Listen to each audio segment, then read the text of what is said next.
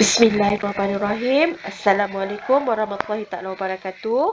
Okey, hari ini kita akan sambung pelajaran kita. Okey, cikgu nak awak lihat buku kerja awak pada muka surat 108.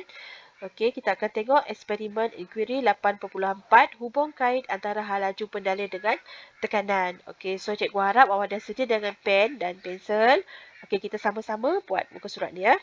Okey, tujuan eksperimen ni adalah untuk menerangkan prinsip berduri dengan menggunakan tiup Venturi. Okey, bahan dan radas kita ada air pilih, tiup Venturi, salur, getah dan klip. Okey, sebelum tu cikgu nak awak tahu ya apa yang dimasukkan dengan prinsip bernuli. Okey, prinsip bernuli ni adalah dia menerangkan bahawa dalam pengaliran sesuatu pendalil, tekanan dalam pendalil adalah tinggi jika pendalil mengalir dengan hal laju yang rendah. Sebaliknya, tekanan dalam pendalil adalah rendah jika mengalir dengan hal laju yang tinggi.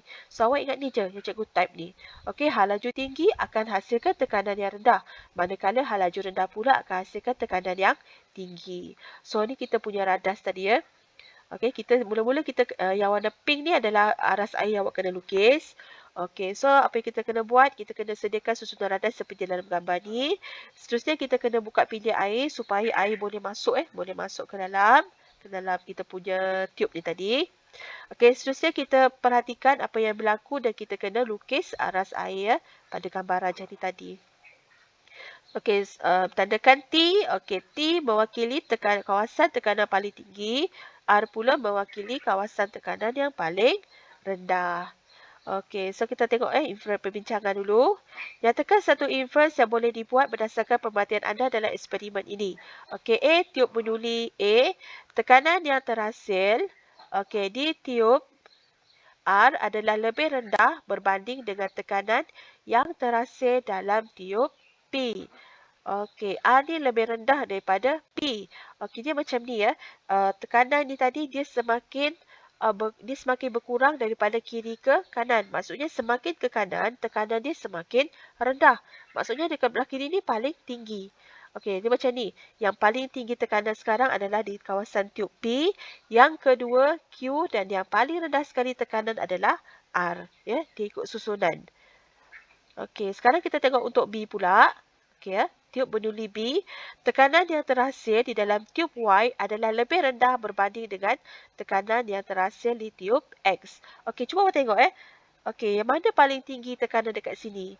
Okey, betul. X paling tinggi sebab dia duduk paling kanan Okey, sekarang ni antara Y dengan Z, mana yang lebih tinggi? Okey, kalau dekat atas ni tadi, dia punya saiz tiub ni sama, so tak ada masalah. Tapi sekarang ni awak nampak pada bahagian Y ni dia melalui kawasan tiub yang lebih sempit ataupun lebih kecil. Maka apabila dia punya diameter ataupun laluan tu sempit, hal laju dia tinggi. Bila hal laju dia tinggi, maka tekanan dia rendah. Awak nampak kan? Bahagian ni kan? Bahagian ni cikgu lukis bahagian ni sempit. Bila bahagian ni sempit, dia punya hal laju akan bertambah. Bila hal laju dia bertambah, maksudnya tekanan dia akan jadi paling rendah. Kemudian masuk kepada Z pula, saiz dia dah sama macam sebelumnya. Diameter dia lebih besar untuk dia punya tiub ni tadi. Maka tekanan dia akan naik lagi lah. Okey, so walau bagaimanapun tekanan pada Z ni dia tak akan melebihi tekanan pada X. So sekarang ni cikgu boleh simpulkan paling tinggi tekanan adalah X.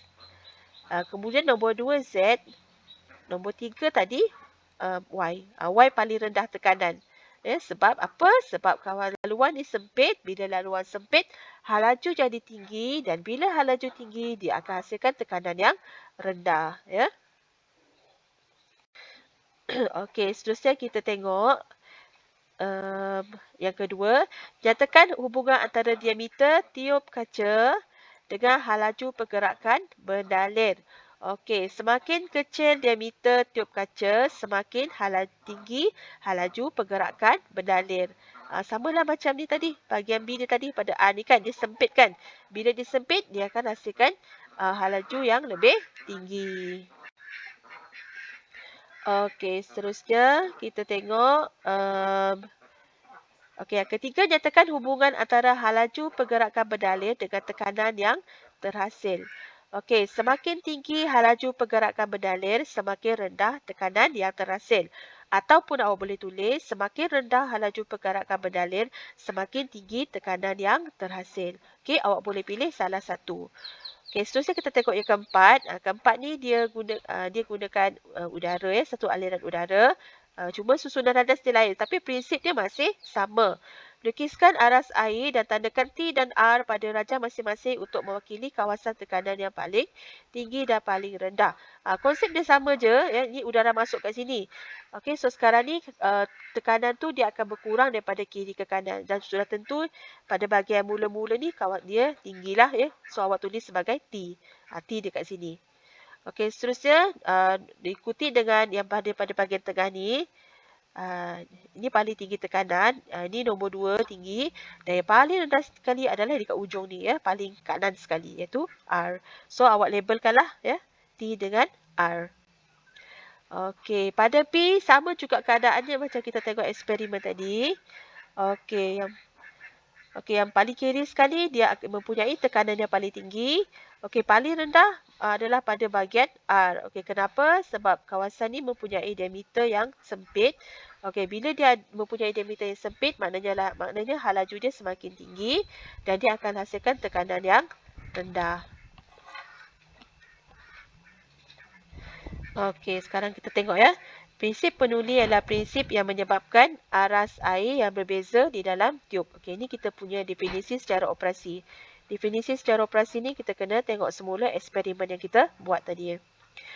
Okey, kesimpulan tekanan yang terhasil adalah rendah pada bahagian air yang mengalir dengan laju. Ataupun awak boleh ini untuk kesimpulan lah.